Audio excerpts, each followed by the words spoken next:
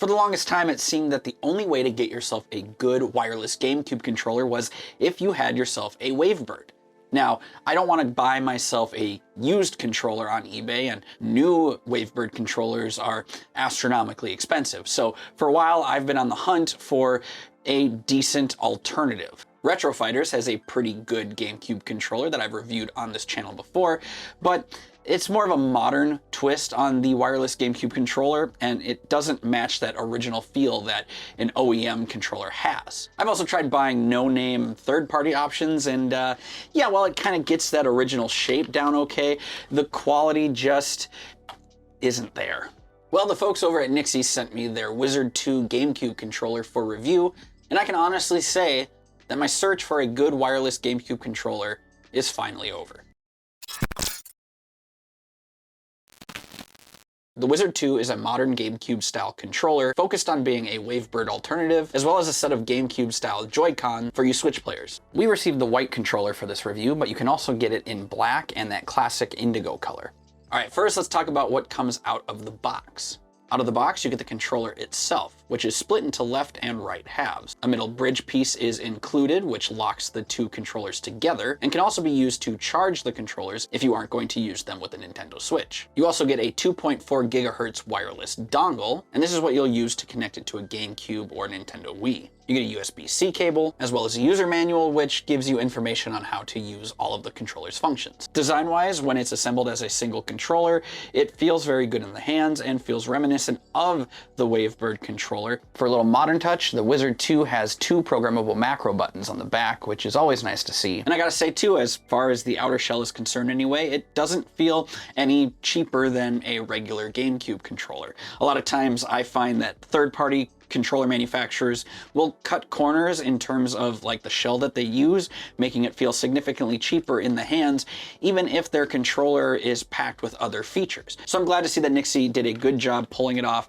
making this feel like a premium third-party option. Where the Wizard 2 controller seems to differ the most from the original GameCube controller is with its face buttons. Now, the original GameCube controller had rubber membrane switches for its buttons, and on the Wizard 2, they actually use micro mechanical switches, which feel actually pretty darn nice. Now, some people might not actually like that if you're trying to emulate as close as possible to the original controller, but I think it's an actually really nice touch. So up until now, my main GameCube controller has been this Retro Fighters wireless controller, and honestly, it's been pretty good for what I've needed out of it. The only downside is, again, it's got that more modern design, especially with those triggers, and you know, it just doesn't hit the same the way that the original triggers did.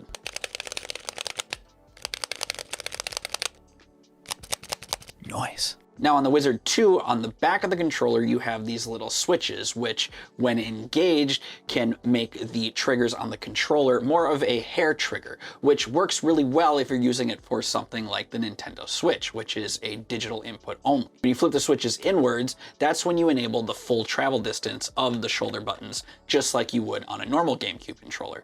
And with those micro switches, you get that little click when you reach the bottom.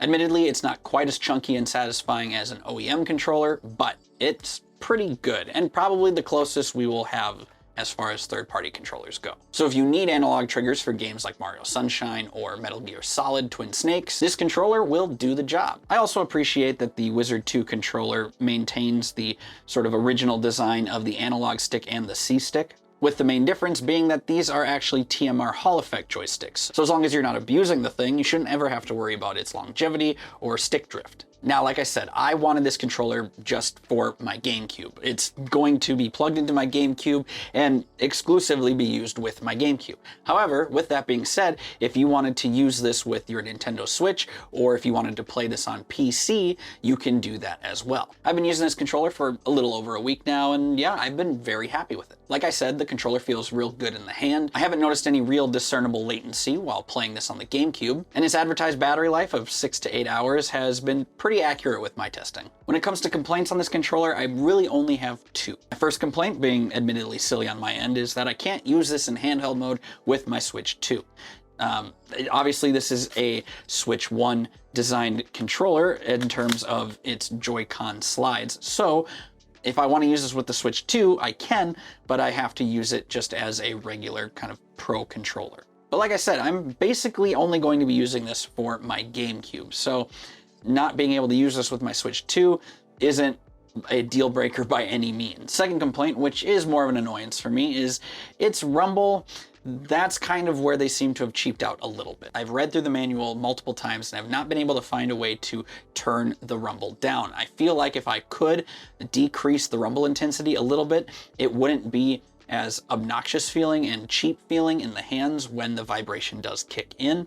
But as it stands, with the rumble being so kind of obnoxious and aggressive, yeah, that part's kind of annoying. So a lot of times when I have the opportunity to, I just turn the vibration off. With that being said, I am really happy with this controller. As a wavebird replacement, this is pretty much exactly what I was looking for. It is, again, unfortunate that you can't use this in handheld mode with the Switch 2, but hopefully nyxi does have a unit coming out in the future that addresses that problem. And really the only other thing left to determine is whether or not the price is worth it for you. As of filming this video, you can currently find this controller for about $90, which it's not cheap, okay? It's not cheap. But when you're someone like me who is looking for a wavebird alternative that is good quality, and you're not dealing with a used controller especially, $90, well, that I guess is technically on the cheaper side then. But if you already have a cheaper GameCube styled controller for your Switch, I'm not so sure if it's worth the extra cost for that upgrade. If you want to check out the controller for yourself, there's an affiliate link in the description down below. You can save 5% on your order and help support the channel in the process. But yeah, that's just my opinion on the Wizard 2 anyway. I would love to hear your thoughts and opinions in the comments down below. And if there's anything about this controller that you have questions about that I neglected to mention in this video, please feel free to ask away in the comments below. I'll try to answer as many as I can. As always, if you want to see more review content like this, be sure to leave an appropriate like. Dislike is always fine as well. Honestly, YouTube's been kind of suppressing a lot of content across multiple creators lately, so any engagement you can give at all is always appreciated. Yeah, that's enough rambling out of me. Thank you again so much for watching the video. My name is Blake, and until next time, y'all have a good one.